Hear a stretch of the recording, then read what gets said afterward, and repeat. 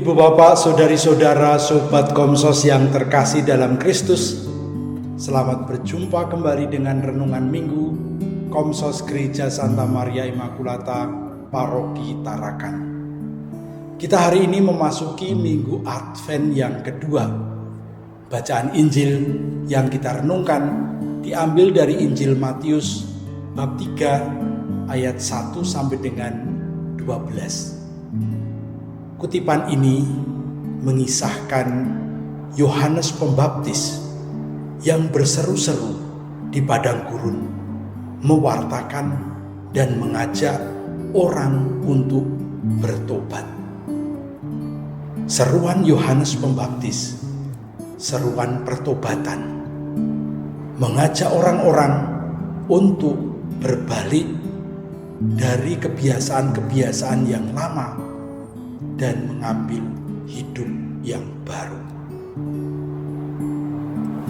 Kutipan ini kita renungkan pada Minggu Advent kedua, di mana kita diajak untuk mempersiapkan batin kita dalam menyambut kedatangan Yesus yang akan mewartakan kerajaan surga, sebagaimana disebutkan oleh Yohanes. Kerajaan surga sudah dekat. Kita seringkali mendengar istilah kerajaan surga atau kerajaan Allah ini. Penulis Injil yang lain lebih memakai kerajaan Allah, sedangkan Matius memakai istilah kerajaan surga. Karena bagi Matius, menyebut nama Allah secara langsung dianggap kurang sopan. Maka dia memakai istilah kerajaan surga. Namun maknanya sebetulnya sama. Apa itu? Kerajaan Allah atau kerajaan surga adalah kerajaan di mana Allah yang menjadi rajanya, kerajaan milik Allah. Kalau kita percaya bahwa Allah itu Maha Rahim, Allah itu Maha Pengasih, Allah itu penuh dengan kemurahan hati, maka ketika kita tempatkan sebagai raja yang memimpin kita yakin bahwa Allah akan memimpin umatnya, memimpin kita dengan kerahimannya, dengan cinta kasihnya.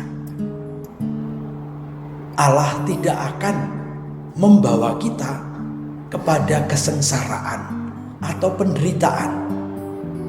Sebaliknya, Allah akan selalu menyertai dan menemani kita, juga ketika kita sedang terpuruk, juga ketika kita sedang tidak berdaya. Dalam tata kerajaan Allah, Allah akan memperhatikan setiap orang yang mengalami ketidakberdayaan seperti itu. Maka di dalam Injil selanjutnya nanti kita akan mendengarkan bagaimana Yesus menggambarkan dirinya gembala yang baik, yang menuntun domba-dombanya di padang rumput yang hijau, di air yang tenang. Kita menemukan bagaimana seorang gembala kehilangan satu ekor domba dari 100 domba miliknya, memilih untuk meninggalkan yang 99 ekor demi mencari yang satu. Itulah gambaran kerajaan Allah. Di tempat lain, Yesus juga menjelaskan bagaimana Allah yang Maha Rahim siap mengampuni setiap orang yang memohon belas kasih kepadanya. digambarkan dengan orang yang berhutang sangat banyak kepada seorang raja. Hutang itu dihapuskan dalam sekejap. Inilah tanda kehadiran Allah. Dia hadir untuk menyelamatkan, bukan untuk menghukum. Oleh karena itu, warta pada Advent kedua ini, ajakan untuk bertobat. Artinya apa? Kita diajak untuk percaya kepada Allah yang datang untuk menyelamatkan kita. Allah yang datang untuk membahagiakan umatnya. Allah yang datang yang harus kita siapkan dengan meratakan jalan. Bukit-bukit harus diratakan, lembah-lembah harus diratakan, jalan yang berkelok-kelok harus diluruskan. Sehingga ketika Allah datang untuk menuntun kita, Dia akan membawa kita di jalan yang rata, di jalan yang lurus, di jalan yang benar.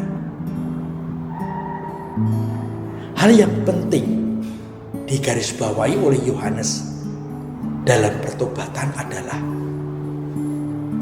bagaimana kita menghasilkan buah. Pertobatan berarti kita menunjukkan buah-buah kehidupan. Karena kalau kita tidak menghasilkan buah, kita sama saja dengan pohon yang sudah mati, mandul, tidak menghasilkan apa-apa. Maka percuma saja. Digambarkan oleh Yohanes, kapak sudah di tangan. Kalau ada pohon yang tidak berbuah, akan ditebang. Karena percuma. Hidup tapi tidak menghasilkan buah. Maka bagi kita, seruan pertobatan ini juga mengajak kita untuk menghasilkan sesuatu yang baik dalam hidup ini. Kita telah menerima hidup ini dengan cuma-cuma.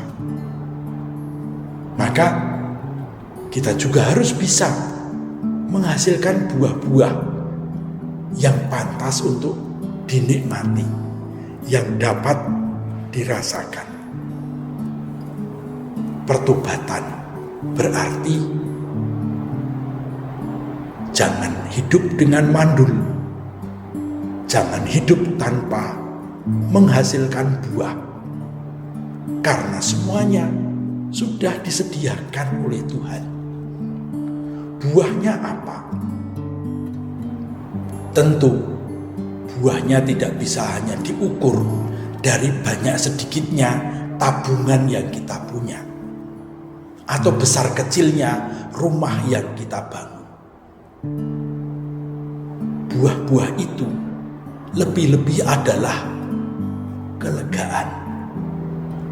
Apakah hidup kita senantiasa melegakan, atau kita penuh dengan kekhawatiran, kerisauan, kecemasan? Kalau begitu, mendesak kiranya kita bertobat. Ada sesuatu yang tidak beres di sana. Hidup harus berbuahkan kelegaan. Ketika kita hidup dalam kelegaan, kita mengalami damai. Kita bisa berdamai dengan siapa saja. Kita bisa berdamai dengan orang yang membenci kita, tidak menyukai kita. Kita bisa berdamai dengan diri kita sendiri, karena mungkin kita seringkali tidak puas dengan apa yang ada pada diri kita. Dan itulah yang akan kita bawa untuk menyongsong kedatangan Sang Juru Selamat yang memberi harapan masa depan lebih baik. Marilah kita membangun pertobatan dengan menghasilkan buah-buah yang sesuai dengan bimbingan Allah. Karena Dia selalu menuntun kita kepada rumput yang hijau, air yang tenang, yang melegakan.